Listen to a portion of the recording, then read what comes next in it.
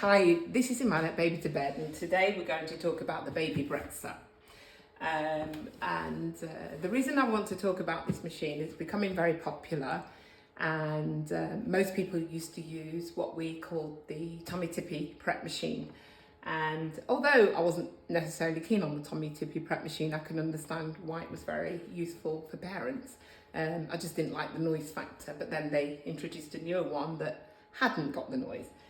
So this is the Baby Brezza machine, if you want to come up close. And on top, it tells you what you've got a choice of temperatures.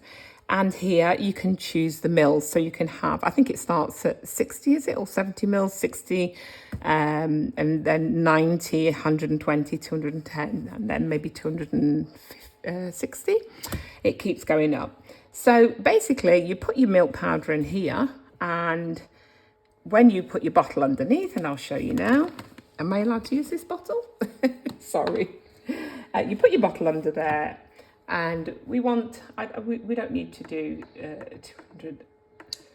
We'll do 90 mils, okay? So we press the button that says play. And if you look, you've got your milk and the water coming out at the same time, okay? There you've got, and this is why women do like it, especially if they've got twins. You've got your bottle, it's ready straight away, okay? Perfect bottle, perfect temperature to drink. Remember I said to you, you can actually change the temperatures of the drink. Some people like it a bit cooler, some a bit hotter. Now, I'm going to tell you why I really can't stand the machine and why I'm scared of this machine. I actually feel if we're not careful, there's going to be some serious problems. First and foremost, you put your powder in here, and if you can see, there's a maximum mark, and then here you've got the minimum, okay, as to what should go in there. Now, imagine when it was making the bottle, that thing, the orange thing in the middle, it spins around and it dispenses the milk, okay? Now, if this is a minimum level, which means, for instance, we need to top this machine up. I can't remember how to put it out now. Thank you. So this is the minimum level, and we're going to top up the machine. So if you think about it, by the time you do that, it's not quite minimum, but imagine it still has quite a fair bit of powder when we top it up. So it's quite a lot to get to the top.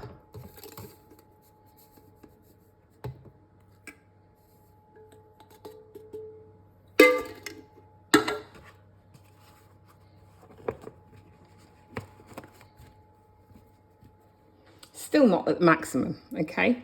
So it takes quite a lot of powder. I think I've put it in right. Now, for me, this is where my concern is.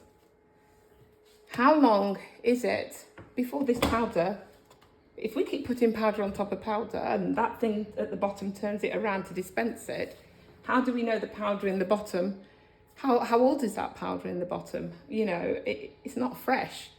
And this tin, it's been opened. Okay, I know people will say to me, oh, but you open the tin and you make a bottle and you keep opening the tin. That's fine. But once this tin's empty, I know I'm going to use another fresh tin. How do I know that the milk powder in there is only been in there the same length it would have been in the tin? This powder at the bottom might have been there for months. But what they do say to you is, once a month, you need to empty the whole of this, wash it. However, if you always have to have it on the minimum mark, and once a month you're going to clean it, you're still going to have powder in there. So you're still going to wash the machine and put the powder back in, or are you going to chuck away that amount of powder once a month? So this is where I get worried about this machine.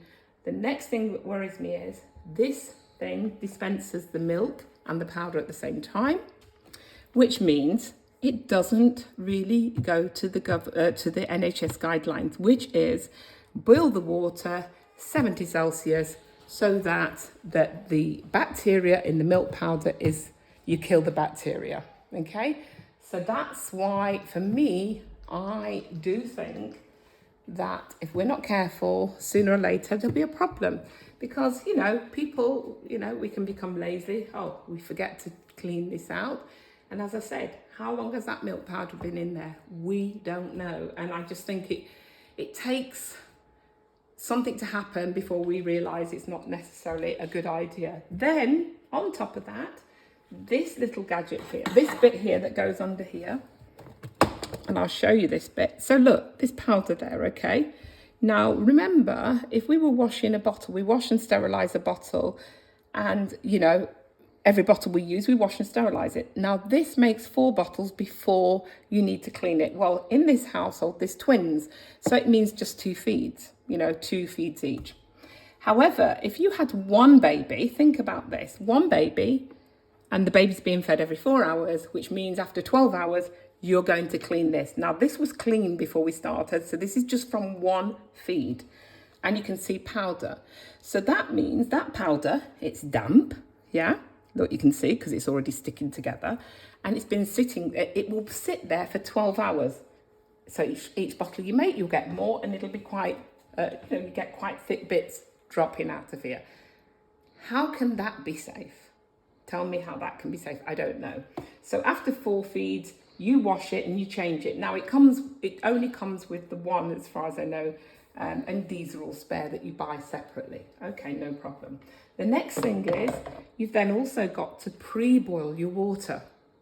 So you boil your water, you leave it to cool down to fill in the machine. Again, I always get nervous about, even me with a kettle, if I'm using a kettle, I rinse my kettle every day. So I do encourage my clients to rinse the back of the machine, the container, before they put fresh water in. So it's always clean. But as I say, for me, I am nervous about this machine. I do understand why women think it's a great idea, but I'm looking at the other side of it. So I think it's for everybody to make their own choice, and just hope that your babies don't get ill from all these kind of, like, as I say, from the bacteria. And again, I've also understood that you can actually just put that back in. You can do 4 feeds, and again, you can get people who are lazy and they'll think, oh, I can't wash it now because I'm a bit busy, and they just put it back in again. That machine knows it's been taken out, put back in again. It doesn't know whether or not it's clean, so it will still function. Whereas it will tell you, oh, it needs emptying, it needs cleaning, but you don't necessarily need to clean it, which is another worry for me. So this is your Baby Brezza, and for me, I call it the baby cappuccino machine. I don't care what anybody else says. But like I said to you, for me, I do worry about what may happen in terms of the bacteria. Thank you very much.